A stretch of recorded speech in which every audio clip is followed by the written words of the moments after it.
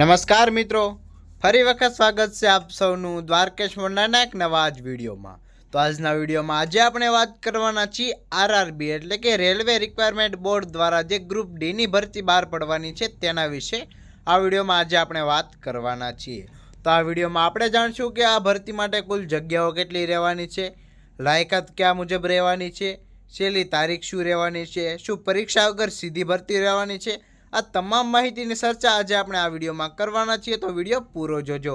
તથા તમે જો મારી દ્વારકેશ ઓનલાઈનની ચેનલ ઉપર નવા જોડાના હોય તો ચેનલને સબસ્ક્રાઈબ કરી દેજો, કારણ કે આપણે જે છે આવા જ નવી ભરતીના અથવા તો નવી સરકારી યોજનાના વિડીયો જે છે સમયસર આ ચેનલ ઉપર લાવતા હોઈએ છીએ.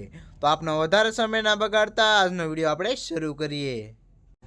વિડીયોમાં સૌપ્રથમ આપણે ભરતીની બેઝિક માહિતીમાં વાત કરીએ તો સંગઠન રેલવે ભરતી બોર્ડ એટલે કે આરઆરબી રહેશે. પરીક્ષાના નામની વાત કરીએ તો આરઆરબી ગ્રુપ ડી લેવલ 1 ભરતી 2026 રહેશે. કુલ જગ્યાઓની વાત કરીએ તો ટોટલ 22,000 જેટલી જગ્યાઓ માટે ભરતી છે, જેમાં નોકરીનું સ્થાન જે છે સમગ્ર ભારત એટલે કે ઓલ ઇન્ડિયામાં રહેશે. હવે એપ્લિકેશન મોડમાં આપણે જોઈએ તો ઓનલાઈન રાખવામાં આવેલી છે. હવે તારીખમાં વાત કરીએ તો 21 જાન્યુઆરીથી લઈને 20 ફેબ્રુઆરી 2026 સુધી આના માટે તમે એપ્લાય કરી શકો છો.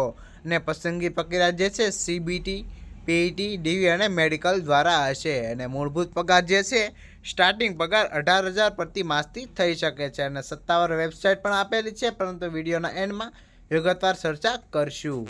ત્યાર પછી આપણે વાત કરી લઈએ આરઆરબી ગ્રુપ ડીની ખાલી જગ્યાઓ વિશે. તો ભારતીય રેલવે નીચેના જગ્યાઓ માટે 22,000થી પણ વધારે જેટલી જગ્યાઓ માટે જે છે ભરતી લાવવાની છે, જેમાં ટ્રેડ જાળવણીકાર ગ્રુપ આઈવી છે, પોસ્ટમેન બી છે, સહાયક છે, મદદનીય છે, આસિસ્ટન્ટ પીવે છે, સહાયક ટીઆરડી છે, આસિસ્ટન્ટ લોક શેડ ઇલેક્ટ્રિકલ છે, આસિસ્ટન્ટ ઓપરેશન ઇલેક્ટ્રિકલ છે, આસિસ્ટન્ટ ટીએલ એન્ડ એસી છે, મદદનીય સીએનડબલ્યુ છે, સહાયક એસએનટી છે. આ તમામ જેટલા ટ્રેડ માટે જે છે ગ્રુપ ડીની ભરતી બહાર પડવાની છે. તો આ તમામ પોસ્ટમાં તમે એપ્લાય કરી શકો છો પોસ્ટ શરૂ થયા પછી. ત્યાર પછી આપણે વાત કરી લઈએ આરઆરબી ગ્રુપ ડી માટે પાત્રતા. હવે રાષ્ટ્રમાં વાત કરીએ તો ભારત જે છે ભારતીય નાગરિક હોવો જોઈએ. અને પસંદગી પ્રક્રિયાની વાત કરીએ તો જે છે ઉમેદવાર નીચેનામાંથી કોઈ પણ એક પાસ કરેલું હોવું જોઈએ, એટલે કે ધોરણ 10 પાસ એટલે કે મેટ્રિક્યુલેશન અથવા તો એનસીવીટી, એસઈવીટીમાંથી આઈટીઆઈ તમે પાસ કરેલું હોવું જોઈએ. અને રાષ્ટ્રીય ઇન્ટર્નશીપ પ્રમાણપત્ર એટલે કે એનસીએ તમારી પાસે હોવું જોઈએ. અંતિમ પરિણામોની રાહ જોઈ રહેલા વિદ્યાર્થીઓ પાત્ર નથી, એટલે કે તમારી પાસે જે છે માર્કશીટ તમારી આવી ગયેલી હોવી જોઈએ 10માની અથવા તો આઈટીઆઈની, અને તેનું સર્ટિફિકેટ તમારી પાસે આવી ગયેલું હોવું જોઈએ, તો જ તમે લોકો એપ્લાય કરી શકવાના છો. ત્યાર પછી આપણે વાત કરી લઈએ વય મર્યાદા. તો ન્યૂનતમ વર્ષ 18 વર્ષ રહેવાની છે, જ્યારે મહત્તમ ઉંમર 33 વર્ષ રહેવાની છે. અને સરકારી નિયમો મુજબ છૂટછાટ તમને મળવાપાત્ર થઈ શકે છે. હવે આપણે વાત કરી લઈએ આરઆરબી ગ્રુપ ડીના અરજી ફોર્મમાં જે છે ફી કેટલી હોઈ શકે છે. તો ઓનલાઈન અરજી પ્રક્રિયા 21 જાન્યુઆરી 2026થી લઈને 20 ફેબ્રુઆરી 2000 રોજના રોજ થવાની છે. સમય મર્યાદા પછી સબમિટ કરાયેલ અરજીઓ સ્વીકારવામાં આવશે નહીં.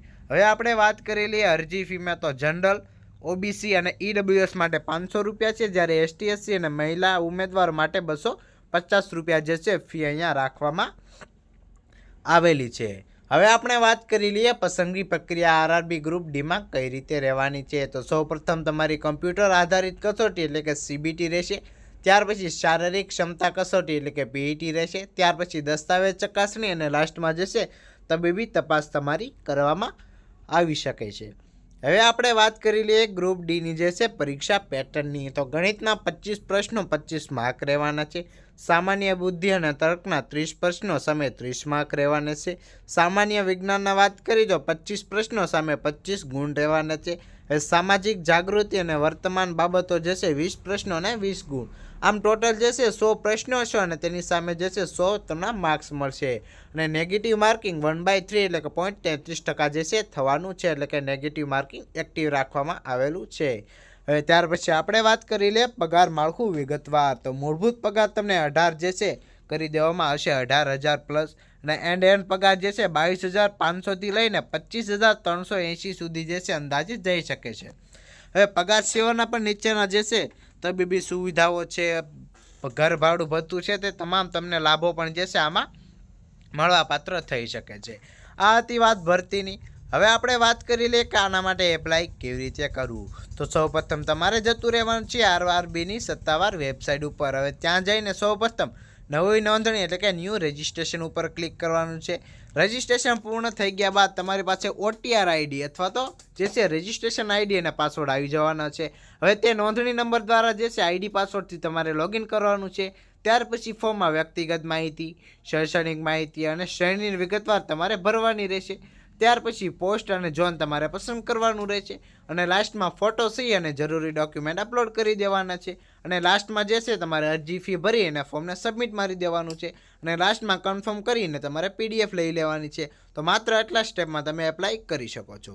તો આજના વિડીયોમાં બસ મિત્રો એટલું જ. તો તમને વિડીયો સારો લાગ્યો હોય તો વિડીયોને એક લાઇક કરી દેજો અને આવા જ નવા ભરતીના અથવા તો નવી સરકારી યોજનાના અથવા તો નવી ભારતના બનાવના વિડીયો જોવા માંગતા હોય તો અમારી દ્વારકેશ ઓનલાઈનની ચેનલને સબસ્ક્રાઇબ કરવાનું ભૂલતા નહીં. તો આપનો વધારે સમય ના બગાડતા આજનો વિડીયો આપણે પૂરો કરીએ.